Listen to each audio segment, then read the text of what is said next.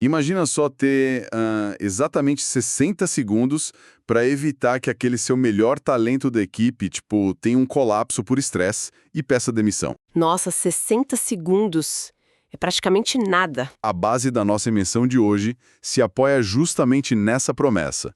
A ideia de que 60 segundos podem ser o suficiente para transformar radicalmente não apenas o desempenho de uma pessoa, mas a cultura inteira de uma organização. E essa é a eterna tensão que assombra o mundo do trabalho, não é? Essa ideia de que alcançar a máxima produtividade e, ao mesmo tempo, manter a satisfação humana são forças completamente opostas. Nós vamos mergulhar nas lições de um verdadeiro clássico da gestão corporativa, que é o livro O Gerente Minuto. O modelo defende que a gestão mais eficaz possível não depende de filosofias complexas, mas de 3 técnicas fundamentais. E o detalhe principal, cada uma delas leva apenas 1 minuto. Ok, vamos desvendar isso. Como é que um intervalo de tempo tão microscópico consegue resolver coisas como rotatividade de funcionários e estresse crônico? O que é fascinante aqui é a quebra imediata da ilusão do microgerenciamento. Sim. Porque a intuição corporativa tradicional diz o quê? Ela diz que problemas complexos, tipo uma desmotivação ou baixa performance, exigem soluções demoradas e aquele monitoramento constante. Aquele chefe que fica fungando no cangote o dia todo. Bem isso. É uma mecânica psicológica muito sólida. O gestor não precisa estar o tempo todo em cima do funcionário. O impacto está na precisão cirúrgica da interação e não na duração dela. Faz todo sentido, porque antes de gerenciar o tempo de alguém, é preciso gerenciar as expectativas. Quer dizer, ninguém consegue bater uma meta se não souber onde a linha de chegada foi desenhada. O sofrimento e a apatia no trabalho, eles nascem justamente desse nevoeiro de expectativas nebulosas. Ninguém sabe o que é esperado. E aí surge o conceito de definir metas em 1 minuto. Que é o nosso primeiro segredo aqui. A regra é documentar as metas de uma forma tão, mas tão concisa, que elas caibam em uma única página. Uma página só? Uma página só. Leva 1 minuto para ler e revisar. Ali vai ter escrito o que precisa ser feito e o que de fato constitui um bom trabalho. Dá mesmo para resumir responsabilidades tão densas em um pedaço de papel? É aí que está a genialidade da restrição de uma página, porque ela obriga o próprio gestor a ter clareza. Ah, então o foco é no gestor também. Sim. Se quem lidera não consegue resumir o objetivo central daquela função em uma única página, o problema não está na complexidade do cargo. O problema está na confusão da própria gestão. Caramba! A meta de uma página não é um manual de instruções detalhando como apertar cada parafuso, entende? Entendi. Não é um passo a passo. Não. É a definição muito clara do que significa o sucesso daquela operação. E, ao fazer isso, o gestor transfere a autonomia para o indivíduo. A pessoa passa a ser dona do próprio trabalho. Isso. Ela sabe exatamente o que é esperado e ganha o poder de se autogerenciar para alcançar aquele resultado, sem depender de alguém dizendo o que fazer a cada 5 minutos. E a regra do jogo tá lá, clara em uma página. Aí a pessoa vai, arremessa a bola e faz um belo de um strike. Perfeito. Na maior parte do mundo corporativo, o que acontece nesse exato momento? O eco do silêncio. O chefe passa pelo corredor, olha para o resultado e pensa internamente assim: funcionário não fez mais do que obrigação pelo salário que ganha no fim do mês. É uma mentalidade muito comum. E é para preencher esse vazio terrível que a estrutura do livro avança para o segundo passo prático, certo? Certo. Que são os elogios de 1 minuto. O reconhecimento ele precisa ser imediato e altamente focado. A instrução da fonte sobre o elogio de 1 minuto tem uma engenharia comportamental muito específica por trás. Primeiro, o gestor elogia a ação no instante em que ela acontece. Ok, agilidade. Segundo, ele precisa ser milimetricamente específico sobre o que deu certo.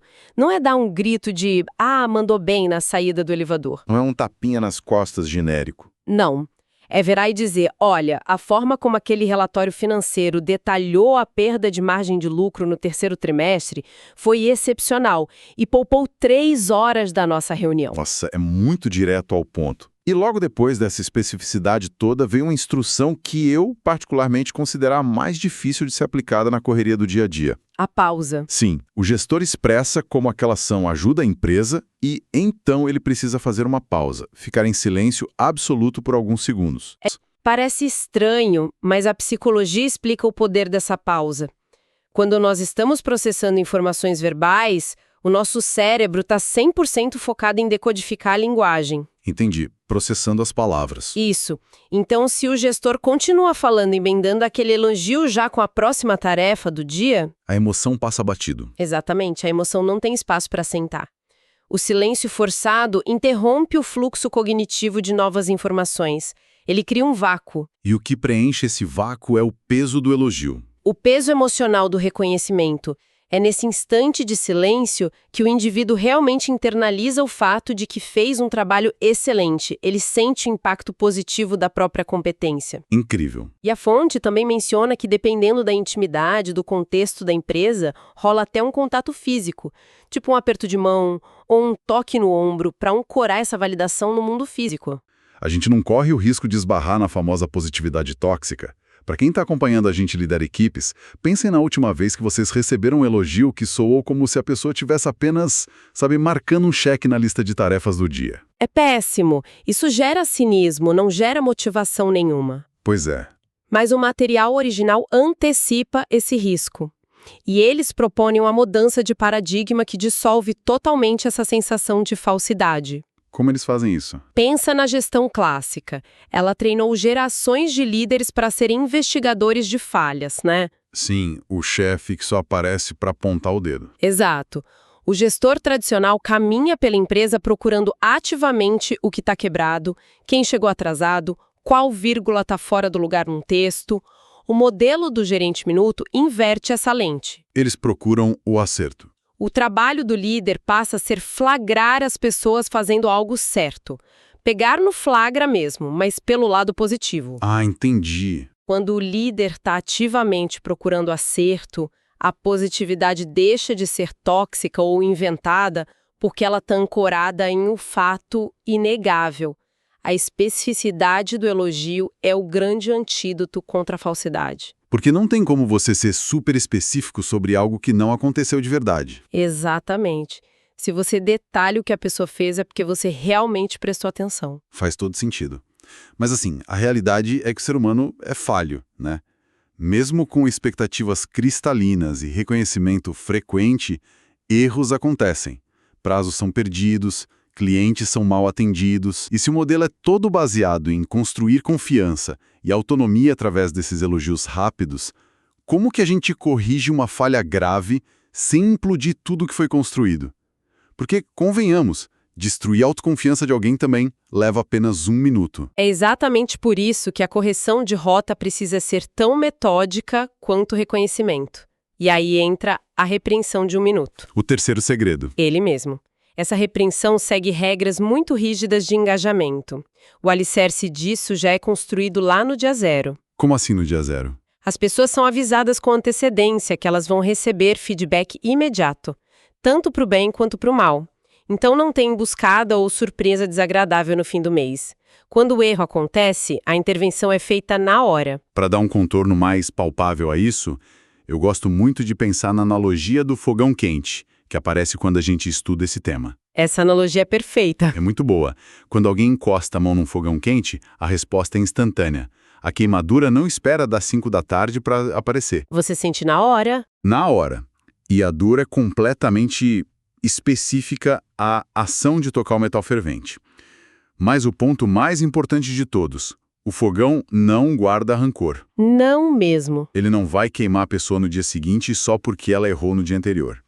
A repreensão ideal funciona com essa mesma clareza impecável. Se conectarmos isso ao quadro geral da teoria comportamental que o livro apresenta, a analogia do fogão quente ilustra o coração do método. O líder age como fogão. Mais ou menos isso.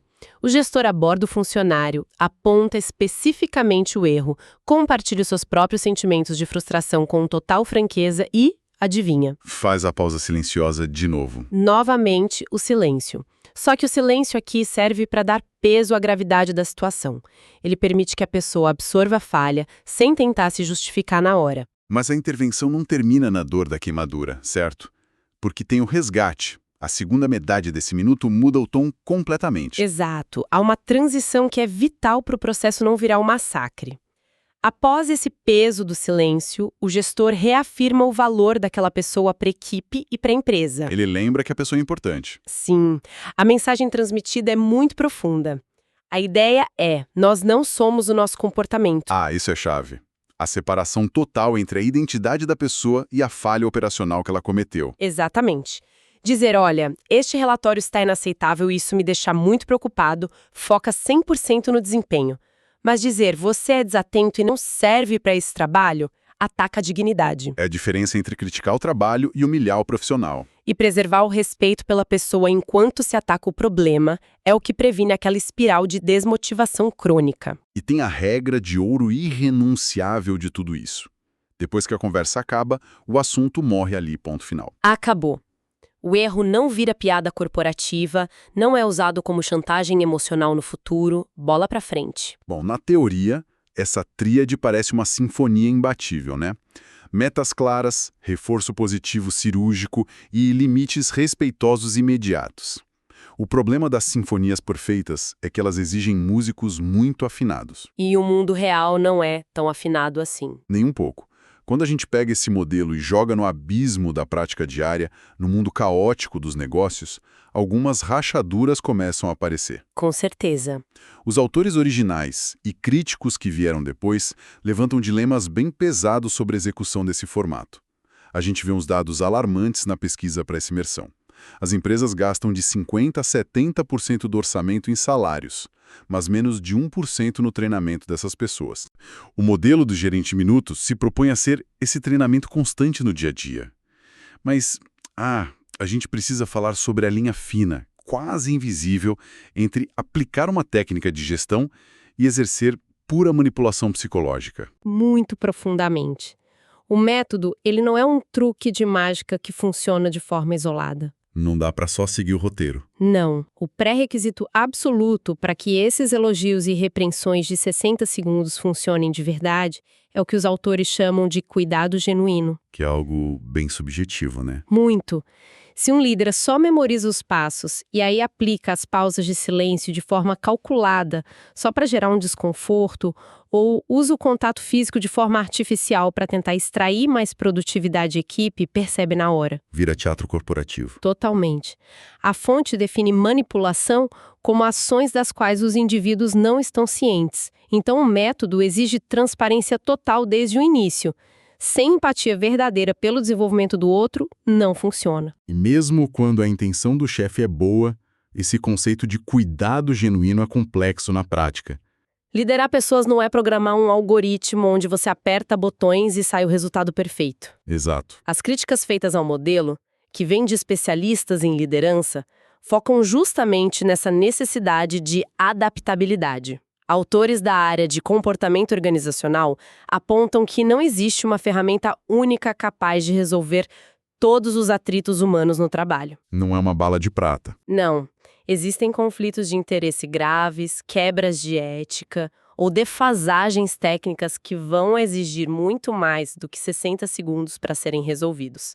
A comunicação clara é uma âncora excelente, mas a liderança eficaz exige ler o ambiente e entender que indivíduos diferentes processam limites e elogios de maneiras completamente diferentes.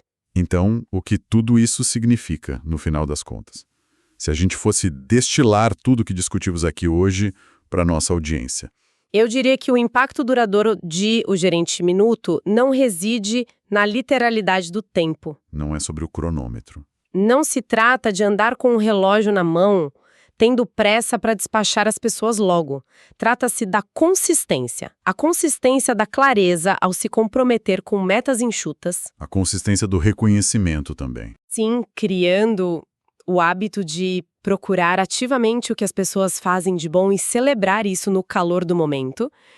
E, claro, a consistência da coragem de corrigir as rotas instantaneamente, separando a falha do valor humano. O cerne dessa filosofia toda é o entendimento de que o melhor investimento de tempo que um líder pode fazer, por menor que seja a fração desse tempo, é o tempo investido com foco total no outro. É a transição definitiva do papel de um inspetor de falhas para um arquiteto de talentos. Perfeito. E para encerrar a nossa análise, eu acho que vale a pena deixar uma reflexão que ultrapassa um pouco as páginas originais do material, mas que é muito urgente para o nosso cenário atual. Qual seria? Toda essa metodologia foi forjada no mundo de proximidade física. Ela depende muito de olhar nos olhos, de perceber a linguagem corporal durante aquele silêncio, da presença imediata no mesmo espaço físico. Verdade, a gente não pensou nisso. Então, como é que essa dinâmica sobrevive numa era de trabalho 100% remoto, onde a comunicação é feita por mensagens assíncronas de texto e o contato humano é mediado por telas? É possível codificar o cuidado genuíno e a empatia imediata através de algoritmos, ferramentas de chat e videoconferências com atraso de áudio? Uma ótima reflexão para todo mundo que acompanhou a nossa análise levar para as próprias dinâmicas de trabalho diárias. A gente fica por aqui e até a próxima imersão.